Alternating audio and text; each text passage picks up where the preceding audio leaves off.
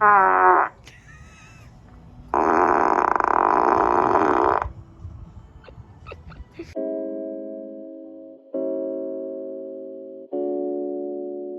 just got the holiday update downloaded on the Model Y, and now we are installing it. What up? It's your boy here, Dylan Hong Tech with Dylan Hong Tech.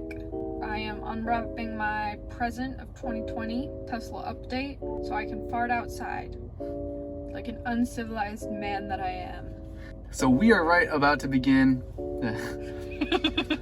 So we just got access to 2020.48.26, and here you can see we are unwrapping the present, and we're just gonna let this update go ahead and install. If you didn't know this, it actually updates different parts of the car at different times throughout the cycle. So previously we were just doing an autopilot and driver assist systems update, and then now this switched to saying updating control units, driving and charging disabled, do not drive until complete. And so with this part of the update, the headlights have been flashing, and there's been this clicking noise, which is I'm pretty sure there was actually just the clicking noise, and I think that's the lock on the charging mechanism. Also, I don't know if you could hear that, but the climate control system also just turned back on.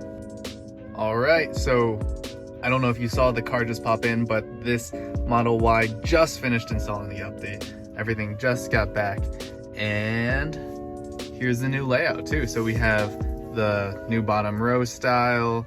Let's see if we swipe through this. We still have the tire pressure, I guess now, right? Because these icons used to be up here, so those have moved down. And by default, I guess it's just empty there. And then we have our stats. So the primary, I think, enjoyment is going to be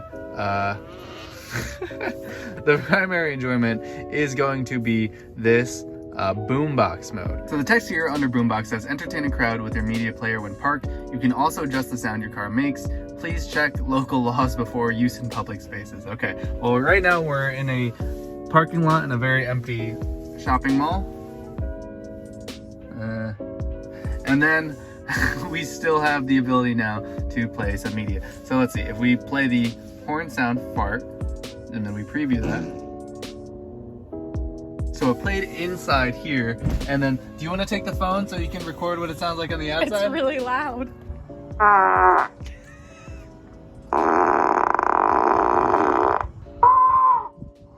That was scary. Toss a coin to your witcher. Well, I never.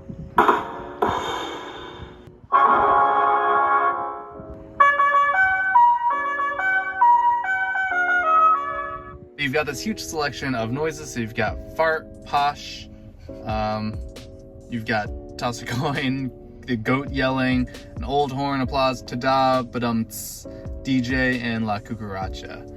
So you can also have this be your horn sound. You can be your driving sound. So let's see what coconut sounds like.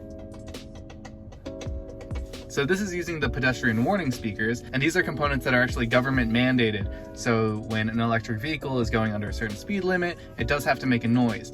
And so just in this case, because it's a speaker, we can actually use essentially any sound we would want to. So we can make the car sound like an ice cream truck. And we have all of these different things. Polynesian elevator music. Rock and roll. That is so obnoxious. Just imagine like just slowly creeping behind someone and this car speaker. And we were actually driving around and we're really disappointed that even when you roll the windows down in emissions testing mode, it's not quite loud enough for other people to hear. But now actually you have this button here where that places the sound outside. For all of these sound effects, it's playing a sample inside, but also playing outside like you heard before. That's louder than I expected. I like the fart. I just noticed that when you play any sound that's coming out of the pedestrian warning speakers, it's actually getting notified in here that it's using the boombox. So let's just go back to the old classic and preview that, and you can watch in the speaker icon. It says boombox right there. For those interested, here are the other release notes. So we have the release notes improvements themselves, so now they're categorized. Driving visualization improvements, so this area now in the top left is where things like speed limit, autopilot, and your driving speed are. We also have scheduled departure improvements, which now preconditions the battery and cabin even when your car is unplugged. You can also now set the time when your off-peak rates ends, so you can save charging costs if you charge at home. There are also supercharger display improvements, so now you can see how many open stalls there are just based on the map itself. And then miscellaneous vehicle improvements. So here now we no longer have a Tesla T up top. Another interesting thing about this right here is if I open the window, it shows on the graph. And if so I'm holding the brakes now, that was being shown. So now that the car is in park and unlocked, we have the park, reverse, neutral, and drive on this left side. We have the headlights, fog lights, and then we could here open up the trunk and we can close the trunk as well. We could also open up the charge port. So this does take up a little bit more side on the left space. I don't think there's too much of an impact, but there was a recent tweet saying that we would be given options for presets of how much we want certain things to take up on the screen. So maybe larger navigation if that's your preference, or smaller navigation if maybe you're doing something like full self-driving more frequently. I'm gonna also show off what it looks like when you go into reverse. Big R on the side, you've got your standard cameras, and then you begin to back up. And then start driving forward. So I've got my miles per hour up top. And I'm gonna turn into the rest of this pretty empty parking lot. And so first thing I notice is the car visualization is significantly larger. So it's definitely bigger, and you still have the ability to zoom out and change the angle and everything.